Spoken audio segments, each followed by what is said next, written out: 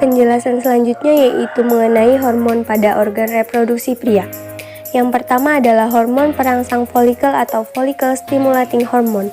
Hormon ini sangat penting agar organ reproduksi pria dapat menghasilkan sperma. Setiap hari, produksi sperma yang dihasilkan bisa mencapai 300 juta dengan masa pembentukan tiap sperma sekitar 65-75 hari. Yang kedua adalah hormon luteinizing hormone atau LH. Saat hormon ini dilepaskan ke dalam darah, akan terjadi produksi dan pelepasan hormon testosteron sebagai hormon utama pada pria. Yang ketiga adalah hormon testosteron. Produksi testosteron pada masa pubertas memicu berbagai perubahan fisik, seperti pembesaran testis dan skortum, penis yang semakin panjang, suara yang semakin berat, serta tumbuhnya rambut di sekitar alat kelamin, wajah, dan ketiak. Sebagian remaja laki-laki juga mengalami penambahan berat dan tinggi badan yang signifikan setelah memasuki masa pubertas. Testosteron juga akan mempengaruhi masa tulang dan gairah seksual. Hormon-hormon yang berperan dalam reproduksi wanita diantaranya yaitu yang pertama gonadotropin releasing hormone.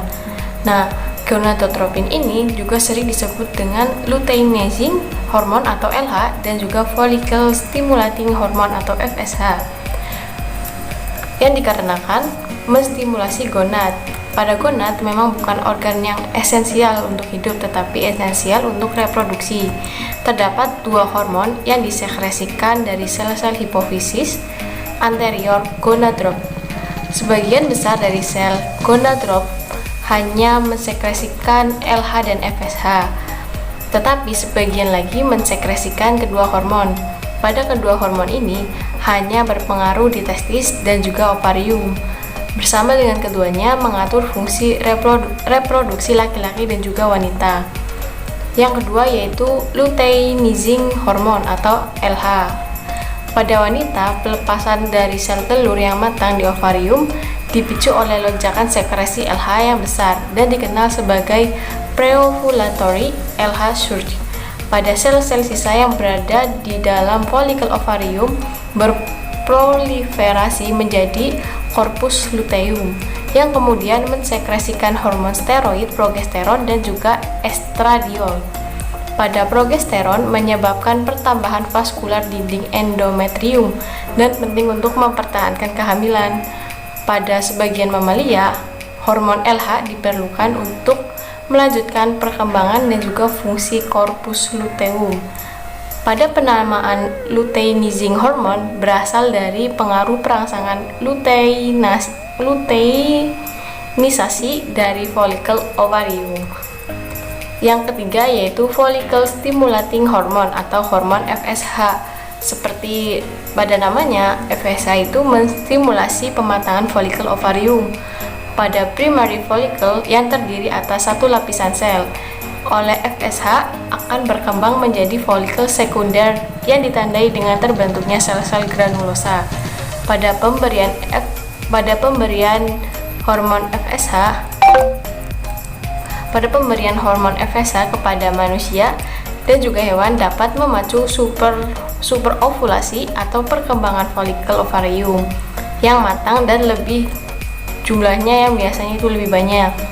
Pada hormon FSH juga berguna untuk spermatogenesis. Pada FSH melekat pada reseptornya di sel Sertoli yang dapat mendukung pematangan sel-sel sperma. Yang keempat yaitu hormon estrogen. Pada hormon estrogen dibentuk oleh sel-sel granulosa dalam folikel ovarium yang melalui beberapa serangkaian konversi melalui reaksi enzimatis pada substrat utama pembentuk estrogen yaitu kolesterol. Nah, pada kolesterol secara berurutan mengalami perubahan menjadi pregnenolone. Nah, pada progesteron setelah terjadi ovulasi dan terbentuk korpus luteum pada ovarium atau pada fase luteal, hormon ini dapat mengalami penurunan secara bertahap sampai akhir fase luteal. Kemudian, di samping efeknya terhadap pertumbuhan otot uterus, hormon estrogen juga memainkan peran penting dalam perkembangan lapisan dalam endometrium. Pada paparan kontinu terhadap estrogen dalam waktu lama dapat menyebabkan hiperplasia endometrium yang biasanya disertai pola pendarahan abnormal. Yang kelima yaitu hormon progesteron. Pada hormon ini merupakan hormon steroid yang disekresikan oleh korpus luteum, plasenta, dan juga beberapa kecil dari folikel. Pada hormon ini mempunyai peran penting dalam peristiwa menstruasi serta kehamilan. Pada hormon progesteron bersama dengan hormon estrogen yang mempunyai peran penting dalam regulasi reproduksi hormon wanita. Pada wanita, prognolon berubah menjadi progesteron, dan perubahan ini tergantung dari fase ovulasi yang dimana progesteron disekresikan oleh korpus luteum dalam jumlah yang besar. Pada progesteron membantu implantasi ovum. Selama masa kehamilan, hormon progesteron mempertahankan plasenta serta menghambat kontraktilitas uterus dan mempersiapkan mamae untuk prosesnya. Pernahkah teman-teman merasa heran, kenapa sih kalau perempuan tiba-tiba marah atau nangis? Ternyata hal ini ada kaitannya dengan siklus menstruasi atau datang bulan atau haid. Yuk kenali dulu bagaimana sih siklus ini bisa terjadi. Dari gambar ini, yang berbentuk bulat disebut dengan ovarium, sebagai tempat penghasil ovum atau sel telur. Bagian ini adalah oviduk atau tuba falopi, tempat bertemunya sperma dengan sel telur jika terjadi pembuahan. Bagian ini disebut dengan vagina. Sedangkan bagian yang sempit ini adalah mulut rahim atau serviks. Bagian yang paling besar adalah rahim atau uterus, di mana tempat adik bayi tumbuh saat sang ibu mengandung. Dinding ini disebut dengan endometrium, yang memiliki banyak sekali pembuluh darah. Dinding ini juga lah yang nantinya akan luruh dengan sel telur saat menstruasi.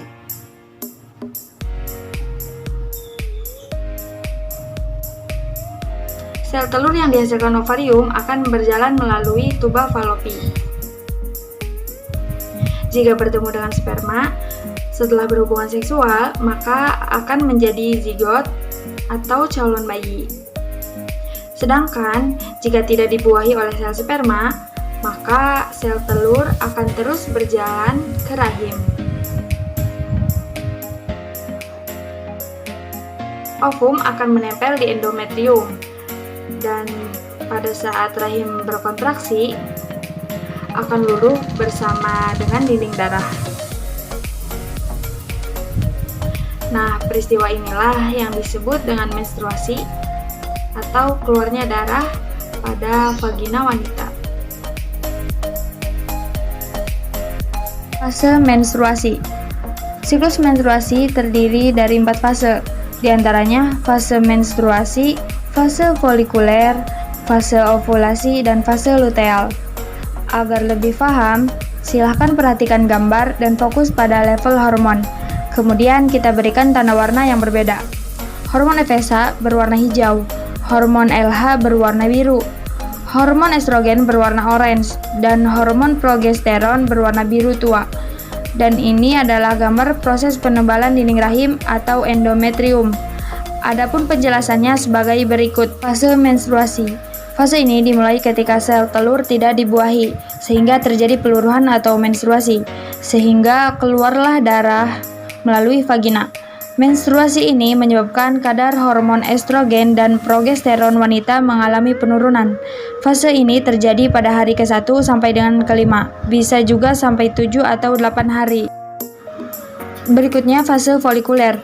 Fase ini disebut juga sebagai fase praovulasi atau fase proliferasi. Fase ini dimulai pada hari pertama haid dan berakhir ketika ovulasi. Pada awalnya, hipotalamus mengirimkan sinyal ke kelenjar pituitari untuk melepaskan hormon perangsang folikel atau FSH. Folikel yang matang dapat memicu lonjakan estrogen untuk menebalkan lapisan rahim sehingga tercipta lingkungan yang kaya nutrisi bagi embrio untuk tumbuh. Fase folikel ini rata-rata berlangsung pada hari ke-5 sampai ke-14 hari. Berikutnya fase ovulasi. Fase ini terjadi pada hari ke-14. Meningkatnya hormon estrogen selama fase folikel memicu kelenjar pituitari melepas hormon LH. Inilah awal terjadinya proses ovulasi. Ovulasi adalah proses ketika melepas sel telur yang matang. Selanjutnya fase luteal. Disebut juga dengan fase ovulasi atau fase sekretori. Setelah folikel melepaskan sel telurnya, zat ini berubah menjadi korpus luteum. Korpus luteum dapat melepaskan hormon terutama progesteron dan beberapa estrogen. Peningkatan hormon ini membuat lapisan rahim menebal dan siap untuk ditanami sel telur yang telah dibuahi. Jika tidak terjadi pembuahan, maka terjadi penurunan hormon estrogen dan progesteron yang memicu menstruasi. Pada fase ini, wanita yang tidak hamil akan mengalami gejala sindrom premenstruasi atau PMS, seperti kembung, payudara nyeri, atau bengkak. Suasana hati berubah, sakit kepala berat, badan bertambah, dan susah tidur. Baik, selanjutnya saya akan menjelaskan materi tentang menopause dan andropause. Menopause sendiri merupakan berakhirnya siklus menstruasi secara alami pada seorang wanita yang sudah memasuki usia antara 45 sampai 55 tahun. Kemudian seorang wanita akan dikatakan sudah mengalami menopause apabila sudah tidak mengalami menstruasi lagi minimal 12 bulan. Adapun gejala dari menstruasi sendiri, yaitu pada siklus menstruasi terjadi perubahan siklus, yaitu menstruasi menjadi tidak teratur, keadaan terlambat atau lebih awal dari biasanya, atau bisa disebut juga dengan oligomenorea. Kemudian darah yang keluar saat menstruasi dapat lebih sedikit atau justru lebih banyak.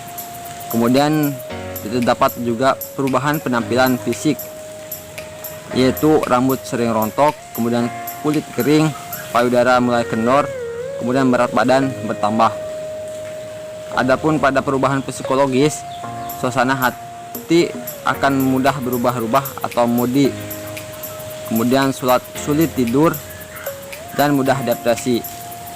Selanjutnya yaitu perubahan seksual, yaitu vagina akan menjadi kering, kemudian penurunan libido atau gairah seksual. Kemudian perubahan fisik. Pada perubahan fisik itu seorang wanita akan mengalami panas atau gerah sehingga mudah berkeringat. Kemudian berkeringat di malam hari. Kemudian sering mengalami pusing dan jantung akan berdebar-debar. Kemudian infeksi berulang pada saluran kemih. Penyebab dari menopause sendiri yaitu usia seorang wanita yang sudah mencapai usia tua, sehingga menyebabkan indung telur mulai berhenti berfungsi. Adapun penyebab menopause ini yaitu disebabkan oleh primary ovarian insufficiency, yaitu kelainan genetik atau penyakit autoimun yang membuat indung telur berhenti berfungsi. Kemudian operasi pengangkatan rahim atau hysterektomi, yaitu pada proses ini seorang wanita akan mengalami menopause lebih awal. Kemudian menopause dapat langsung terjadi setelah hysterektomi bila indung telur ikut terangkat.